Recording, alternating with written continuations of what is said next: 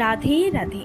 আপনি কি জানেন এক মুঠো চিড়ে কিভাবে একজন গরিব ব্রাহ্মণকে অগাধ ধনসম্পদের মালিক বানিয়েছিল? তো চলুন শুরু করি। শ্রীকৃষ্ণের শৈশবের বন্ধু ছিল দরিদ্র ব্রাহ্মণ সুদামা। একদিন সুদামা তার স্ত্রীর অনুরোধে দ্বারকায় যায় বন্ধু শ্রীকৃষ্ণের সাথে দেখা করতে। উপহার হিসেবে ছিল শুধুমাত্র এক মুঠো চিড়ে। দরিদ্র সুদামাকে দেখে কেউ চিনতে না পারলেও শ্রীকৃষ্ণ রাজকার্য ফেলে ছুটে যায় সুদামাকে রাজ দরবার থেকে রাজগৃহে আনতে। তাকে দেখে বুকে জড়িয়ে নেয় শ্রীকৃষ্ণ, তার পদসেবাও করে। সুদামার আনা চিড়ে অমৃতের মতন গ্রহণ করেন। সুদামা খালি হাতে বাড়ি ফিরলেন, কিন্তু অবাক করা কাণ্ড, কুড়ে ঘর রাজপ্রাসাদে পরিণত হয়েছে এবং চারিদিকে ধনসম্পত্তি।